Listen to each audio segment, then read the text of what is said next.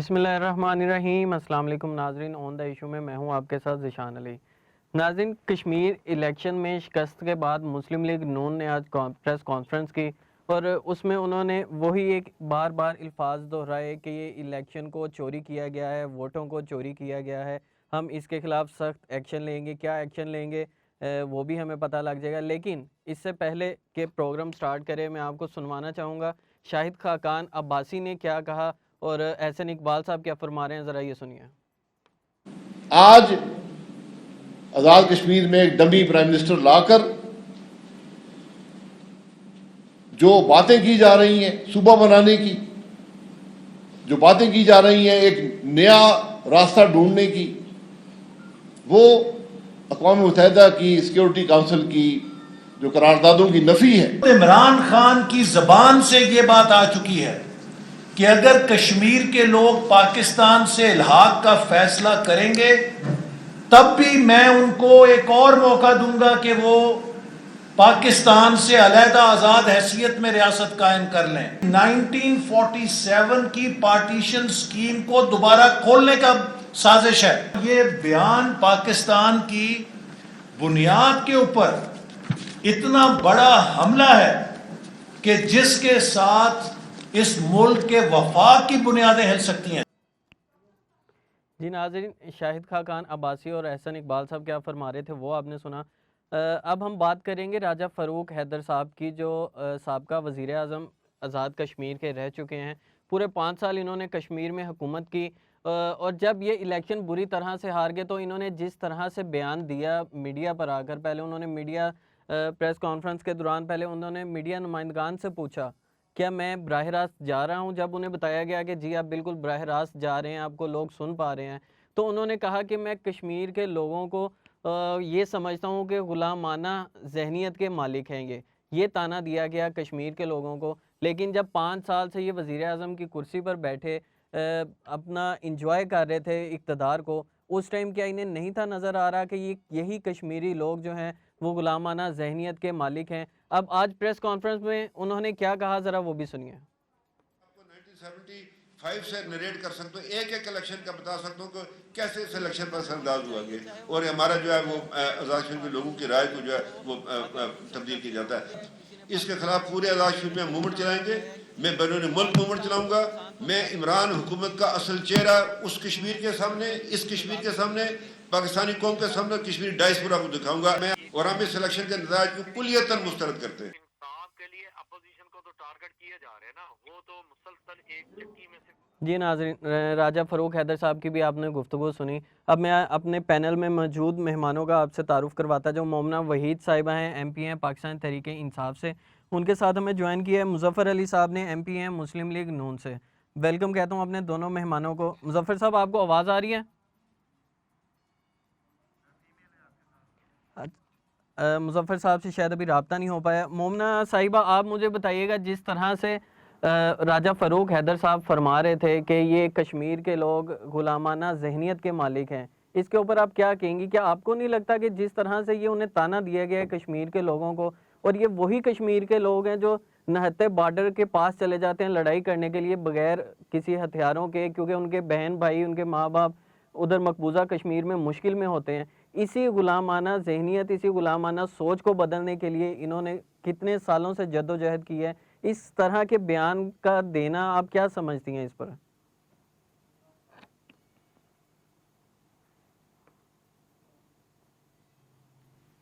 मोमना साहिबा, आवाज आ रही है आपको? बिस्मिल्लाहिर्रहमानिर्रहीम। आपका बहुत शुक्रिया ज़ीशान। सबसे पहली बात तो ये है कि फारूक हैदर साहब ने जिस तरह से कश्मीरी अवाम के जज्बात को बुरी तरह से ठेस पहुंचाई है अपने इस कदर जालिमाना बयान से, कि कश्मीरी अवाम की जद्दोजहद को इन्होंने नहीं देखा, उनके मसाइल को इन्होंने नहीं देखा। जब 5 साल तक ये हुकूमत कर रहे थे, तो अगर इनको ये लगता है कि उनकी ज़हनीयत गुलामाना है, तो ये उनको इतना शऊर देने में नाकाम क्यों हो गए हैं? ये तो इनकी नाकामी है अगर इनको ऐसा लगता है। और दुख की बात यह है कि जहां कहीं से पाकिस्तान मुस्लिम लीग नून जीत जाए, जैसे कि आपके सामने सियालकोट का ज़िमनी इलेक्शन मौजूद है, ज़ाहिर शाह वाली सीट पर, जहां पर नौशीन बीबी इलेक्शन जीत कर आई हैं, तो वो इलेक्शन ठीक है, लेकिन जब ये इलेक्शन हार जाए तो इलेक्शन खराब हो जाता है। इदारों के ऊपर बात करने पर, कदगन लगाने पर इन लोगों को कभी कोई रोक नहीं सका। किसी चीज की इनको शर्म आड़े नहीं आती कि इदारे भी पाकिस्तान के हैं। इदारे पाकिस्तान है तो इदारे हैं तो पाकिस्तान है। Right. फारूक हैदर साहब को माफी मांगनी चाहिए और कश्मीरी अवाम ने साबित कर दिया है इनके बयान का मुंह तोड़ जवाब वो जिस तरह दे सकते थे वो उन्होंने दे दिया है। अब ये इनको बर्दाश्त करना पड़ेगा और अगले 5 साल इनको मेहनत करनी पड़ेगी। अगर आजाद जम्मू कश्मीर की अवाम को शऊर आ जाता है तो वो फिर दोबारा फैसला कर लेंगे 5 साल के बाद। राइट। अच्छा, मुजफ्फर साहब ने हमें ज्वाइन कर लिया। मैं मुजफ्फर साहब आपकी तरफ आना चाहूँगा। मुझे बताइएगा, जिस तरह से राजा फ़ारूक हैदर साहब ने बयान दिया था कि ये कश्मीरी गुलामाना जहनीत के मालिक हैं, ये ताना दिया था कश्मीरियों को, तो मुझे बताइएगा जब 5 साल इक़्तिदार पे ये मौजूद रहे, उस चीज़ का फ़ायदा उठाते रहे, अपने इक़्तिदार को इंजॉय करते रहे, तब इन्हें ये क्यों फील नहीं हुआ कि कश्मीरी लोग जो हैं वो गुलामाना जहनीत के मालिक हैं? नहीं, उसमें मैं अर्ज करता हूँ कि अगर आप, अच्छा सबसे पहले तो मैं आपका शुक्रिया अदा करना चाहूँगा कि आपने मुझे ऑनलाइन लिया, जी जी। और उसके बाद मैं ये गुजारिश करना चाहूँगा, मेरा ख्याल है कि मेरी आवाज़ में कुछ डिस्टर्बेंस आ रही है। जी, आपकी आवाज़ हमें क्लियर आ रही है। नहीं, मुझे अपनी आवाज़ डबल सुनाई दे रही है। चलें, मैं प्रोड्यूसर साहब से कहता हूँ ज़रा ये वॉइस का जो प्रॉब्लम है इसे ज़रा जल्दी ठीक कर दें। अच्छा, उसमें मैं ये गुजारिश कर रहा था कि उन्होंने भी एक्चुअली बात हक़ाइक़ के मुनाफी नहीं की। वो ये हकीकत पे मबनी एक बात है कि आप देख लें कि जब भी कोई फेडरल गवर्नमेंट बनाती है तो आज़ाद कश्मीर में अमूमी तौर पे उन्हीं की गवर्नमेंट बनती है, उसी पार्टी की। Right. ये आप तवत्तर के साथ जब पिछले सारे अदवार को ले लें तो उसमें अभी तक तो नहीं हुआ कि वफाक में गवर्नमेंट किसी और की और आज़ाद कश्मीर में किसी और की गवर्नमेंट हो। उन्होंने इस तनाज़ुर में बात की थी। अब रह जाती है एक बात के अल्फाज का चुनाव किस तरह करना है, वो तो हर बंदा अपने मुताबिक ही इसका चुनाव करता है। बाद शिद्दत जज्बात में अल्फाज और फिक्रात के चुनाव में आदमी एहतियात नहीं बरता, जो कि ज़रूर करनी चाहिए। और एक सियासतदान की बात, क्योंकि एक लफ्ज़ को तोला जाता है और परखा जाता है, तो उसको he must be very careful about his narration. तो मेरे ख्याल के मुताबिक उन्होंने इसी तनाज़ुर में बात की कि आपको मुजफ्फर साहब, आपको लगता है कि राजा फ़ारूक हैदर साहब को कश्मीरी लोगों से माफ़ी मांगनी चाहिए? अब जो ये लफ्ज़ है असल में ये it is entirely their internal matter कि वो एक प्राइम मिनिस्टर की सीट पे रहे हैं और उनके कश्मीरियों के नुमाइंदे थे और इस दफ़ा भी अपनी वो सीट पे जीते हैं। तो ये मैं तो नहीं समझता कि ये कश्मीरियों की अक्सरियत इस चीज़ को पसंद करेगी कि उनको गुलामाना ज़हनीत का कहा जाए, क्योंकि आप आज़ाद कश्मीर लगा लें या जम्मू कश्मीर का लगाएं, कि अगर कश्मीरियों ने इसी गुलामाना ज़हनीत का मुज़ाहरा करना होता तो वो हिंदू के ख़िलाफ़ कभी भी 1 लाख से ज़्यादा जान का नजराना पेश ना करता।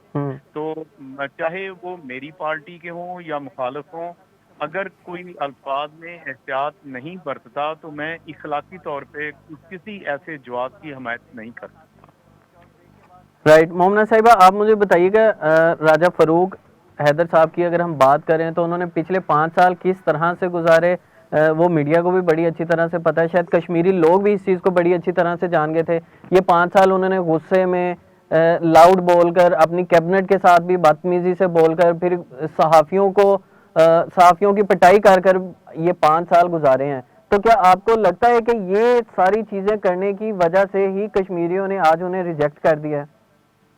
ज़ीशान, मैं आपको बताती चलूं कि आप मुझसे बहुत ज़्यादा जानते हैं, आप और मीडिया के बाकी दोस्त को बहुत ज़्यादा जानते हैं।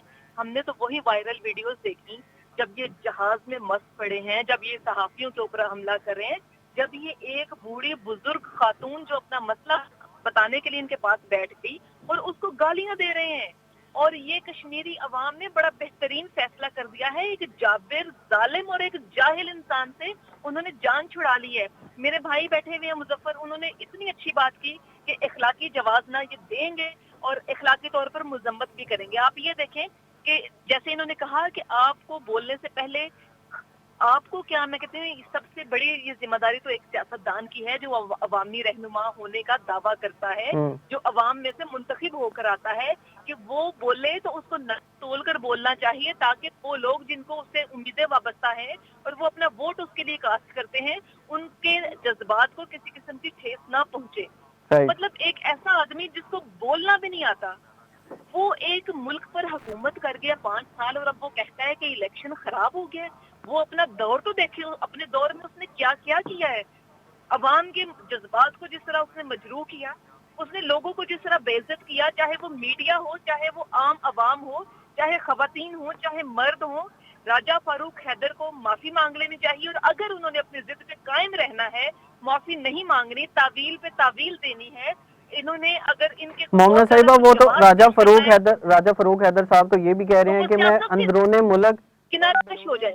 جی اگر ان کو اپنی انا پیاری ہے, وہ معافی نہیں مانگنا چاہتے تو سیاست سے کنارہ کشی اختیار کر لیں, ورنہ عوام نے تو فیصلہ سنا دیا ہے. آج بھی معذرت کے ساتھ مومنہ صاحبہ,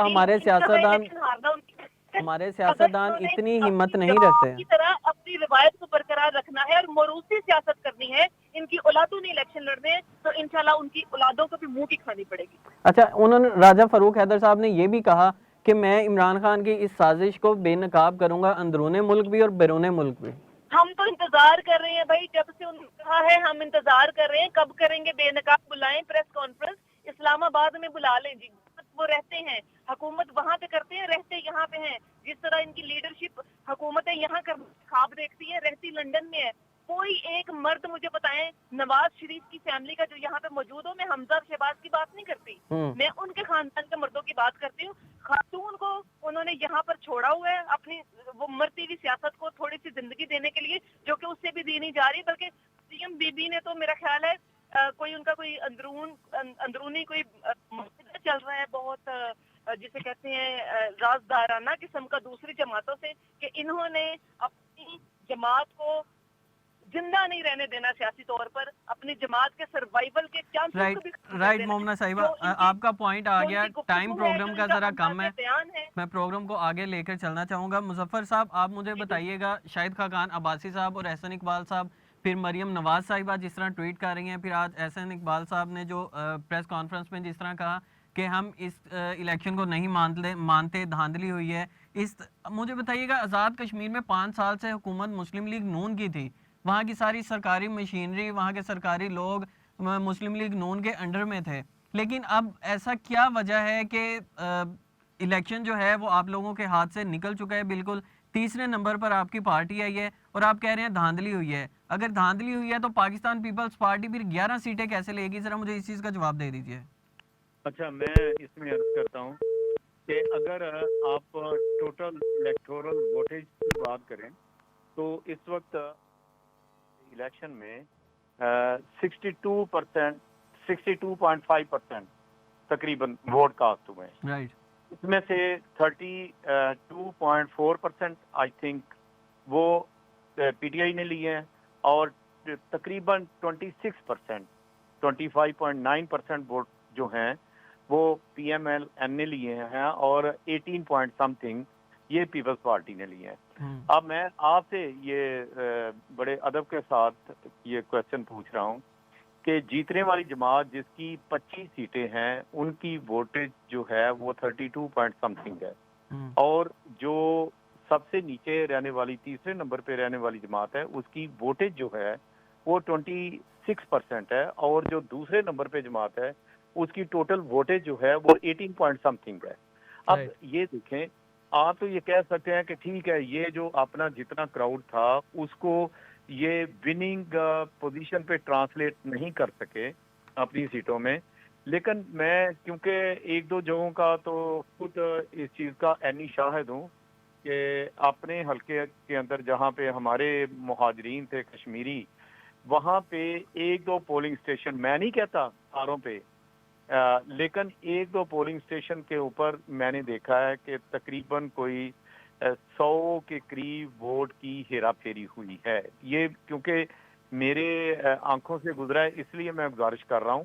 ادروائز ممکن ہے جو یہاں پہ میرے حلقے کے اندر ممکن ہے کہ یہ الیکشن سموتھ ہوئے ہوں اور بہتر ہوئے ہیں، لیکن جس چیز کا میں گواہ ہوں میں اس کی بات کر رہا ہوں. اور باقی حلقوں کے اندر کیا ہوا میں اس کا اس لیے نہیں کہہ سکتا کہ میری نظر میں کوئی سارے حلقے تھے نہیں. میں تو سارا دن اس دن بھی مختلف پولنگ اسٹیشنز پہ جہاں پہ میری ڈیوٹی لگی ہوئی تھی میں وہاں پہ جا کے آبزرو کرتا رہا ہوں.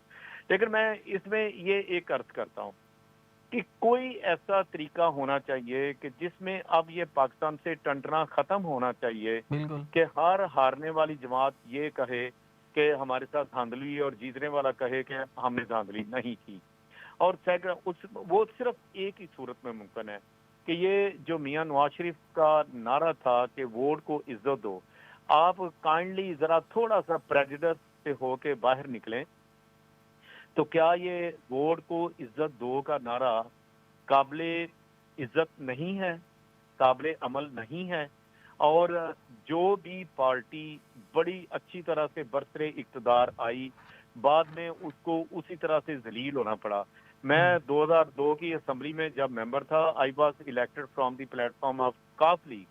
اس وقت آپ کو پتا ہے کہ مشرف صاحب آل ان آل تھے ملک کے، لیکن بعد میں ہی واز دی اونلی جرنل کہ جس کو کسی سول کورٹ نے پھانسی کی سزا دی، اور وہ بھی جس طریقے سے دی وہ مجھے الفاظ دہرانے کی ضرورت نہیں ہے. And he had to escape from the country and وہ اسائلم لے کے وہاں پہ بیٹھے ہوئے ہیں. اچھا، اب یہ ہماری ایک تاریخ ہے کہ بھٹو صاحب آئے لیکن جس طریقے سے گئے وہ سب کو پتہ ہے. اب مسٹر عمران خان اس وقت ہماری پرائم منسٹر کی سیٹ پہ براجمان ہیں. جو بھی بندہ اقتدار میں ہوتا ہے اس کے لیے ہر حربہ کرنا اپنے لیے وہ جائز سمجھتا ہے، اور جب وہی اقتدار سے باہر ہوتا ہے تو پھر وہی چیزیں وہ دوسروں کے لیے ممنوع قرار دیتا ہے. جیسے کہ عمران خان صاحب نے تو ابھی پچھلے 2013 کے اندر اپوزیشن بھی صحیح ہے، تو ان کے جو ویرینٹس تھے ادھر کنٹینر پہ بیٹھے ہوئے آپ دیکھ لیں تو وہ اس وقت حکمرانوں کے خلاف تھے. اب یہی ورین اگر پاکستان مسلم لیگ نون اور پیپلز پارٹی اپنا کے تو ان پہ کرٹیسائز کرتی ہے تو وہ سارے گردن زدنی کے لائق ہیں، اور یہی وہ کرتے تھے تو وہ اپنے آپ کو اس میں حق بجانب سمجھتے تھے. اب وہ کہتے ہیں جیسے وہ پہلے کہتے تھے کہ یہ بجلی کے بل نہیں دینے، میں اپنا بل سب سے پہلے جلاتا ہوں، لیکن آج وہ بل دلوانے کی بات کرتے ہیں، بل جلانے کی بات نہیں کرتے. پہلے شہروں کا گھیراؤ ہوتا تھا، وہ اسلام آباد کو لاک اپ کرنے جا رہے تھے. اب جی سر یہ بات دوسری سائڈ پر چلے جاتی ہے، یہ پھر اس پہ ڈیبیٹ بہت لمبی ہو جاتی ہے. میں آپ کی ایک بات بڑی اچھی مجھے لگی، آپ نے جس طرح سے کہا کہ یہ دھاندلی کا یہ جو شور ہے اسے پاکستان سے اب ختم ہو جانا چاہیے. تو میرے خیال سے گورنمنٹ نے بھی آپ کو اسمبلی میں دعوت دی ہے کہ آئیں انتخابات میں اصلاحات کرتے ہیں، تو پھر اس پر آپ لوگ اپوزیشن تمام مل کر گورنمنٹ کے ساتھ بیٹھتی کیوں نہیں ہے؟ اگر ایک جگہ پر بیٹھ کر ساری یہ انتخابات کی اصلاحات ہو جائے گی تو پھر میرے خیال سے یہ دھاندلی کا شور بھی پاکستان سے ختم ہو جائے گا. یہ آپ بالکل ٹھیک کہہ رہے ہیں. آپ نے وہ دیکھ لیا ہوگا کہ جس طرح کا انہوں نے مسودہ پیش کیا تھا اس کے اندر کافی چیزیں ایسی تھی جو قابل عمل بھی نہیں تھی، and they were based on some prejudice. اب میں یہی عرض کرتا ہوں نا، آپ دیکھیں کہ ہمارے صحیح مسلم شریف کی جو سب سے پہلی حدیث ہے دیٹ از انما الاعمال بالنیات. اگر نیت میں خلوص ہو تو چیز پروان چڑھ جاتی ہے، لیکن صرف اپنی ذات کو مد نظر رکھ کے بات کی جائے تو وہ کسی کو بھی قابل قبول نہیں ہوتی. میں یہ عرض کر رہا ہوں کہ ہو سکتا ہے کل ساری پارٹیاں یہ ای وی ایم کے اوپر متفق ہو جائیں، لیکن جب بھی کبھی کسی بندے نے ان پریجڈسڈ اور غیر جانبدار ہو کر اگر یہ بات کہی تو یقین کریں یہ آ جائیں گے، ساری پارٹیاں ایک نقطے پہ جمع ہو جائیں گی. رائٹ، آپ کا پوائنٹ آ گیا. مومنہ صاحبہ، نیت میں خلوص ہو تو کام بن ہی جاتا ہے، مظفر صاحب کا کہنا ہے، کیا کہنا چاہیں گے اس پر؟ بات ان کی بالکل ٹھیک ہے، لیکن الیکٹورل ریفارمز چونکہ بہت ساری جماعتوں کا جو ماضی میں طریقہ رہا ہے ووٹ کاسٹ کروانے کا، ان کو سپورٹ نہیں کر رہا جو ڈیزائن ہم لے کر آئے ہیں، جس وجہ سے اس کو اپوزیشن کبھی اس پہ واک آؤٹ کر جاتی ہے، اجلاس میں سے نکل کے چلے جاتے ہیں یہ لوگ، کبھی اس کو بالکل بری طرح سے ریجیکٹ کر دیتے ہیں. لیکن آپس میں ایک ٹیبل پر بیٹھ کر بات تو ہو سکتی ہے. اگر آپ کو ان میں سے کسی بھی چیز کے اوپر اعتراض ہے تو اس کو بیٹھ کر سارٹ آؤٹ کیا جا سکتا ہے. یہ جو الیکٹورل ریفارمز ہیں یہ سیاستدانوں کے لیے نہیں ہیں، یہ پاکستان کے عوام کے لیے ہیں. اور سب سے بڑی بات یہ ہے کہ دکھ ہوتا ہے مجھے یہ ریئلائز کرتے ہوئے کہ جب بھی کبھی بھی سیاستدان کسی بھی ٹیبل پر بیٹھے ہیں تو مفادات کی بات کی ہے، اگر اپنے نہیں تو اپنی جماعت کے مفاد کی بات کی ہے. پاکستان کے عوام کی بات کرنا تو یہاں پہ رواج ہی نہیں ہے. کون سیاست میں نے کبھی نہیں دیکھا کہ کسی سیاستدان نے پاکستان کے عوام کے لیے بھی کوئی کام کیا ہو، کوئی بل اس لیے بھی آیا ہو کسی ہاؤس کے اندر. افسوس ہوتا ہے اس چیز کا کہ جیسے ہی یہ اپوزیشن کے دوست ایوان میں تشریف لاتے ہیں اور ان کا احتجاج شروع ہو جاتا ہے لیڈران کی گرفتاریوں پر. یقین کریں کہ پنجاب اسمبلی کے اندر آج تک جتنے اجلاس ہوئے ہیں کسی ایک اجلاس میں ان خدا کے بندوں نے یہ ریکارڈ بننے ہی نہیں دیا اس ٹینیور کے اندر کہ جس اجلاس کا انہوں نے بائیکاٹ نہ کیا ہو. بھائی آپ بیٹھیں گے، 12 کروڑ عوام کی نمائندگی کرتا ہے پنجاب کا ایوان، 12 کروڑ عوام کی قسمت کے فیصلے ہوتے ہیں وہاں پر.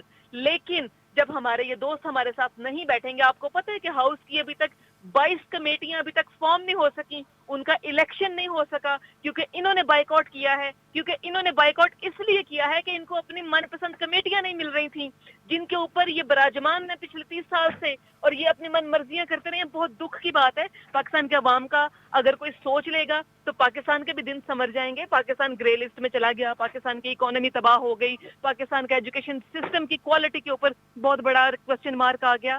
تو یہ کیوں ہوا؟ پاکستان کا ہیلتھ سسٹم اتنا اس قابل نہیں رہا کہ ہمارے لوگ یہاں پر ہمارے لیڈران ہی علاج کرا لیں. ہمارے تو گھٹنے میں درد ہوتا ہے تو ہم انگلینڈ جاتے ہیں، ہم نے تو کوئی چہرے کی سرجری کرانی ہے تو ہم انگلینڈ جاتے ہیں. تو پچھلے 30 سال سے اقتدار کن کے پاس تھا، کون لوگ تھے؟ میں یہ ٹھیک ہے آپ لوگوں کا اعتراض بھی کہ ہم ہمیشہ یہ کہتے ہیں کہ جی پہلے یہ ہوتا رہا، پہلے لوگ یہ کرتے رہے. لیکن کیا کریں، ہر چیز کی بنیاد ہوتی ہے، ہر چیز کی جڑیں ہوتی ہیں. آپ ان سے کیسے کنارہ کر سکتے ہیں؟ آپ ان کو نظر انداز کیسے کر سکتے ہیں؟ رائٹ، آپ کا بھی پوائنٹ آ گیا. میں شکریہ ادا کرنا چاہوں گا مومنہ وحید صاحبہ آپ کا، اور مظفر علی صاحب آپ کا بھی شکریہ ادا کرنا چاہوں گا کہ آپ نے قیمتی وقت ہمیں دیا. ناظرین یہاں پر ایک شارٹ بریک لیتے ہیں، میرے ساتھ رہیے گا.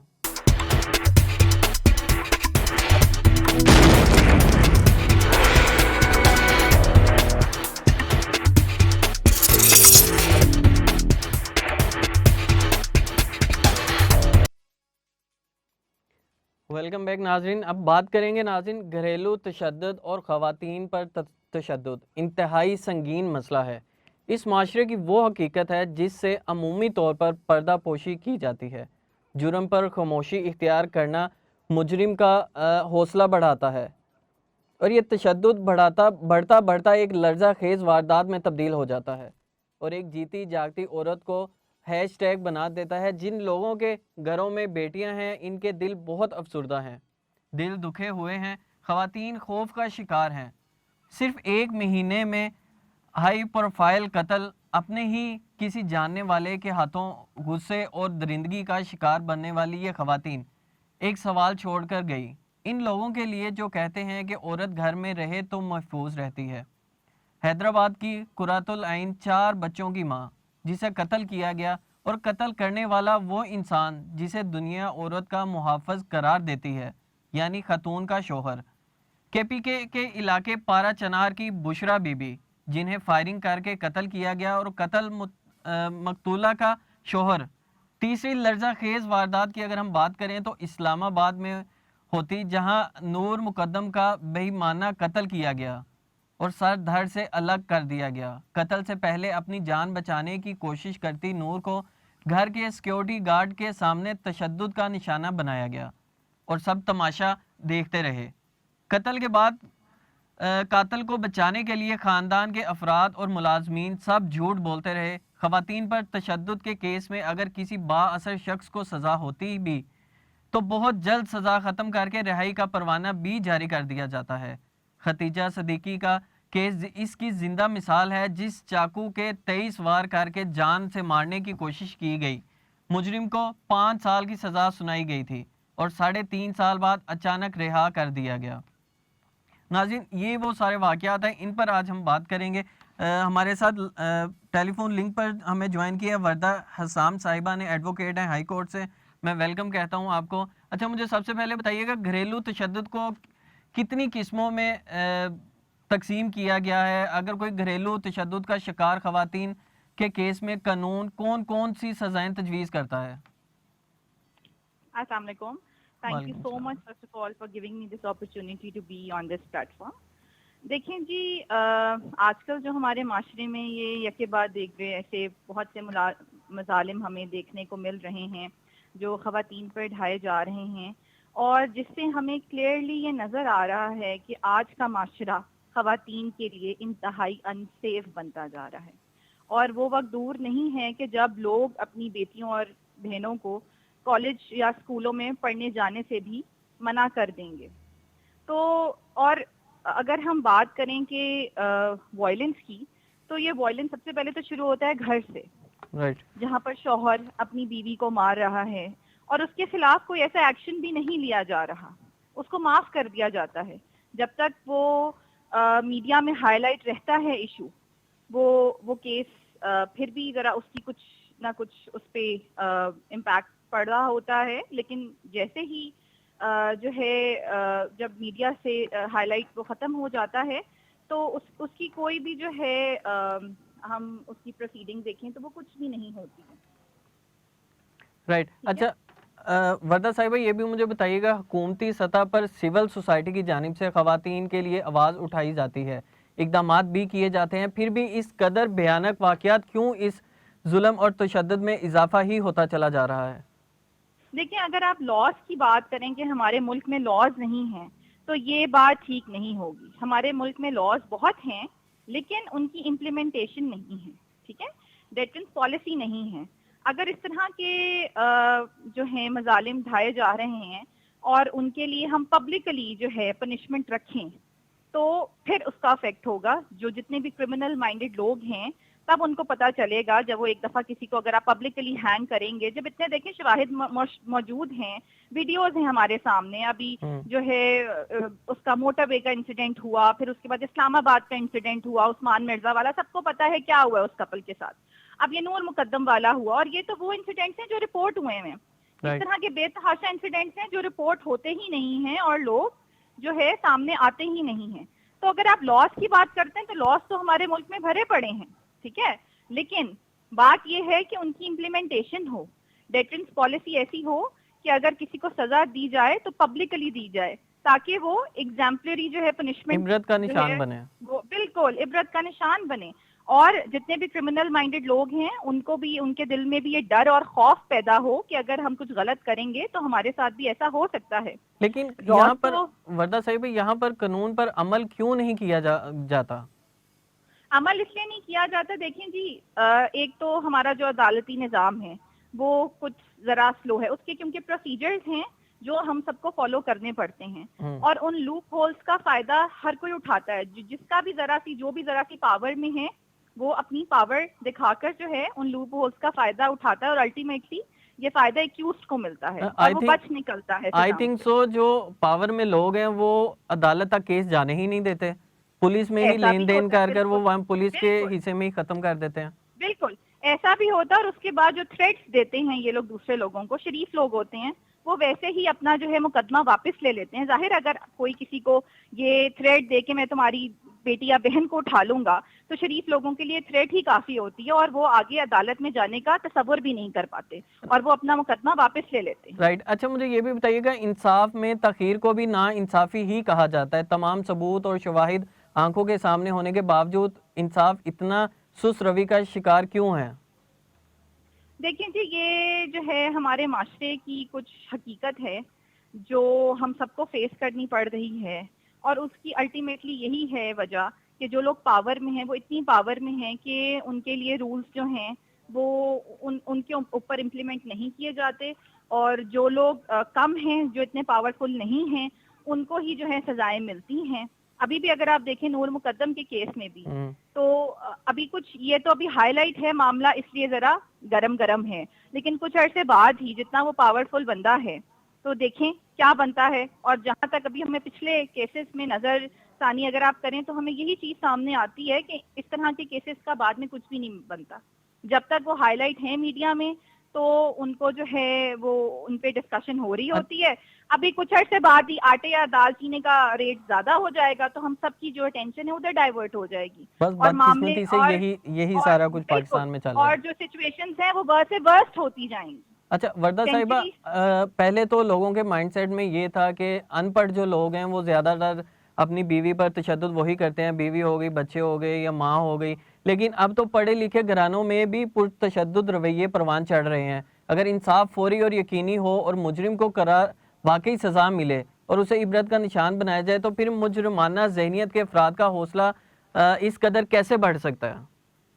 دیکھیں ایک بات آج کل میڈیا پہ بہت گردش کر رہی ہے کہ ریز یور سنز ویل، ٹھیک ہے؟ تو جو ماں کی گود ہوتی ہے وہ پہلی تربیت ہوتی ہے کسی بھی انسان کے لیے، ٹھیک ہے؟ تو اگر جو ہے مائیں اپنے بچوں کی صحیح تربیت کریں گی، سینچری تو ہماری 21 آ گئی ہے لیکن اگر آپ حالات دیکھیں تو وہ بھی ورس سے ورسٹ ہوتے جا رہے ہیں. پہلے زمانوں میں اس طرح کا کوئی انسیڈنٹ ہوتا تھا تو اس کی بہت زیادہ جو ہے وہ گردش کرتا رہتا تھا واقعہ، اور بہت عرصے بعد ہمیں اس طرح کی جو ہے واقعات سننے کو ملا کرتے تھے.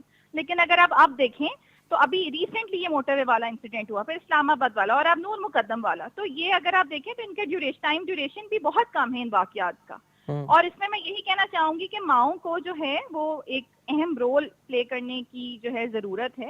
اپنے بیٹوں کی اچھی پرورش کریں، اور میں فیمیلز کی ماؤں کو بھی، بچیوں کی ماؤں کو بھی یہی کہنا چاہوں گی کہ اپنی جو بیٹیاں ہیں ان کو اسٹرانگ کریں. ان کو پتہ ہونا چاہیے ان کے رائٹس کیا ہیں. ہمارے معاشرے کی عورت کو اپنے رائٹس کا پتہ ہی نہیں ہے. وردہ صاحبہ، رائٹس کا اگر پتہ لگ بھی جائے تو بات تو پھر وہی ہے نا. یہاں پر اگر رائٹس کا کسی خواتین کو پتہ بھی ہے اگر آپ نے کہ ان کے رائٹس کیا ہیں، وہ جائیں گی تو پھر اگر ان کے ساتھ کوئی ایسا انسیڈنٹ ہوتا ہے تو وہ جائیں گی تو قانون کے پاس ہی، اور اگر قانون کے رکھوالے ہی مدد نہیں کریں گے تو پھر کس طرح سے ان کے رائٹس کا کیا فائدہ؟ دیکھیں جی، قطرہ قطرہ دریا بنتا ہے. اگر اس طرح ہر کوئی ایک ایک عورت کر کے اپنے رائٹس کے لیے کھڑی ہوگی تو آہستہ آہستہ یہ معاشرہ بہتر ہوتا جائے گا. اس طرح کے انسیڈنٹس کم ہوتے جائیں گے. اور دوسری طرف گورنمنٹ کو جو ہے یہ ایکشن کرنے کی ضرورت ہے کہ وہ جو بھی پالیسیز اس طرح کے لاز جو بنا رہے ہیں ان کی امپلیمنٹیشن کریں. پبلکلی ہینگ کریں اس طرح کے لوگوں کو جبکہ پورے جو ہے آپ کے پاس پوری ایویڈنس بالکل. جب تک سرعام سزا نہیں دی جائے گی اس طرح کے لوگوں کو، کبھی بھی اس طرح کا خوف نہیں ان کے دلوں میں بیٹھے گا جب تک انہیں سرعام سزا نہیں دی جائے گی. وردہ صاحبہ، آپ کا بہت بہت شکریہ، آپ نے وقت نکالا اور ہمارے پروگرام میں شرکت کی. ناظرین، پروگرام آپ نے دیکھا. اگلے پروگرام میں دوبارہ آپ سے ملاقات ہوگی، تب تک کے لیے اجازت دیجیے. اللہ حافظ.